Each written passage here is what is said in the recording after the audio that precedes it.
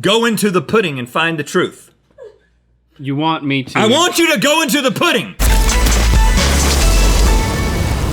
Welcome back! Yes, indeed. Welcome back to Hard Truth. Link, is your brain ready to grow 3 sizes like one of those dinosaurs that they put in the water? As long as my skull grows with it. Because I've got hot news straight off the presses of 1912. The Titanic never sank, and the truth will shock you. Buckle up, Buttercup. Okay, great. Link? You got a thing, huh? And that thing. Okay. Link? Okay. Do you know what truth stands for? Something tells me no matter how I answer, you're still gonna tell me. Titanic really isn't underwater. That was a hoax. Titanic really under that hoax? Okay, you all know the fable, but let me go through the details just to refresh your freaking memory. The beautiful luxury cruise liner RMS Titanic shipped off for its maiden voyage on April 10th, 1912.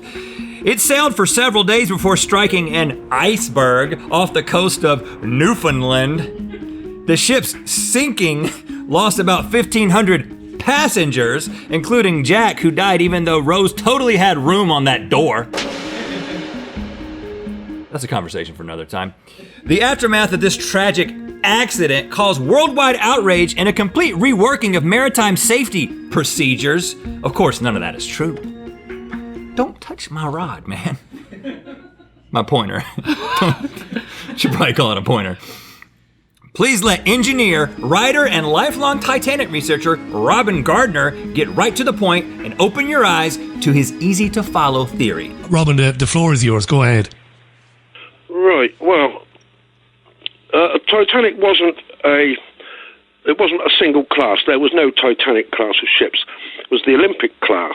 And the first of those ships, actually, construction began on the first of those ships, Olympic herself, shortly before construction of Titanic. There was a third one, but that wasn't started until after anything that concerns us had already occurred. Yes, as that makes absolutely clear. The Titanic never really sunk because it was swapped for a near-identical sister ship called the Olympic in a dual scheme involving insurance fraud and violent robber baron takeover of the United States economy. Okay, now you're thinking, how did all this happen? How did all this I got a chart for that, Link. happen? Olympic equals Titanic. Both of these boats were owned by the International Mercantile Marine Corporation, and that's just the tip of the iceberg. The Olympic sailed first and was found at fault when it struck a military ship, costing the company lots of money. And then the two ships were so similar, it would be hard to tell the difference unless you're paying attention. Are you paying attention, Link? Yes. Because I'm dropping truth bombs. Under the cloak of moneyed secrecy, the Olympic became the Titanic with a simple paint job. Same ship, painted because of insurance fraud. Okay, I know what you're thinking. Who could pull off this kind of massive insurance fraud? Well, Who could pull off? ever heard of J.P. Morgan? Link, do you know what J.P. Morgan stands for? Oh, wow, you've done this all ahead of Just time. planning murder on the regular and getting away with it like a naughty boy. You never saw that in there. Okay, J.P. Morgan was considered a robber baron, belonging to a class of extremely wealthy men who nearly control all industry. And I'm not gonna get bogged down with the extremely boring and confusing facts. Let me just put it into chart form.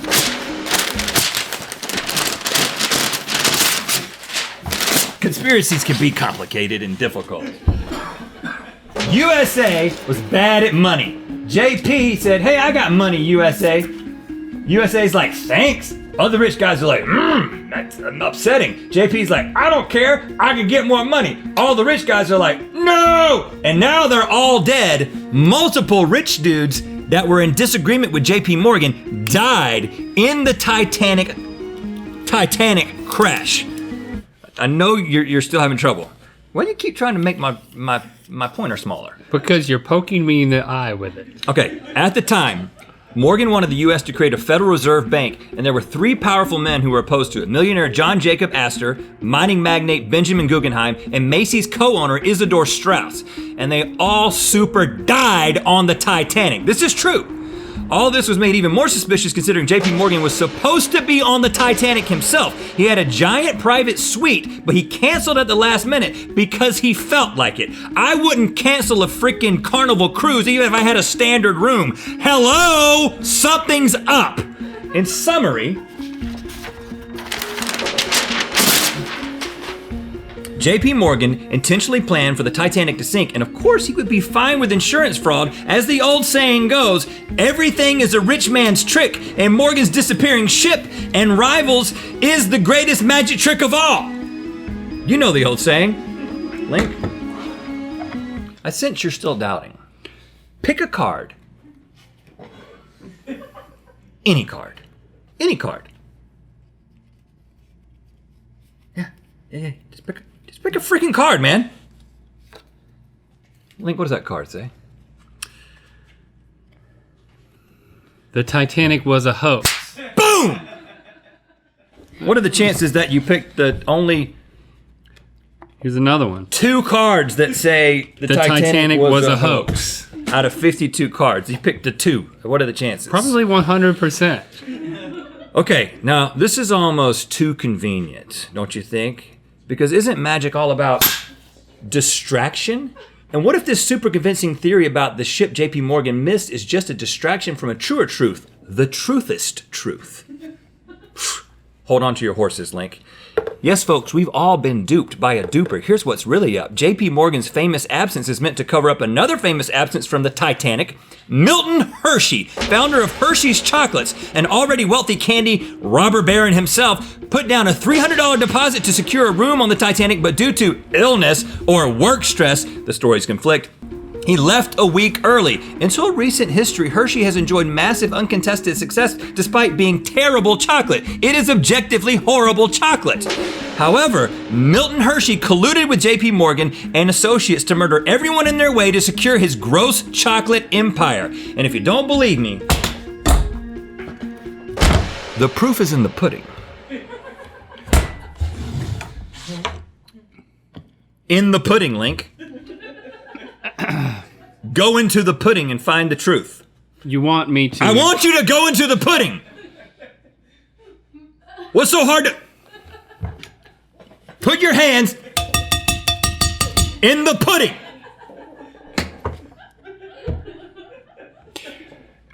You're wondering why we're taking a 3-week break? Mm-hmm. There's where the truth lies. Yep. What are the chances? Link, would you mind opening that bag for me? Try not to get any pudding on the thing that's inside of it.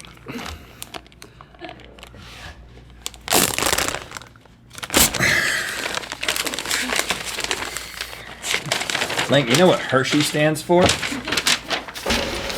Hershey exterminated rivals, securing humongous earnings. Wowza! That's Yowza.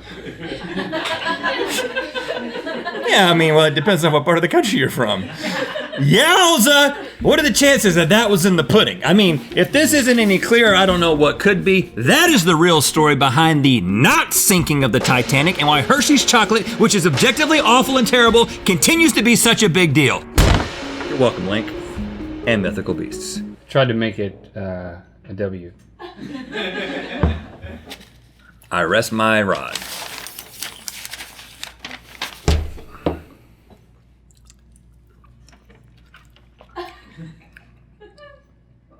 Thank you for liking, commenting, and subscribing.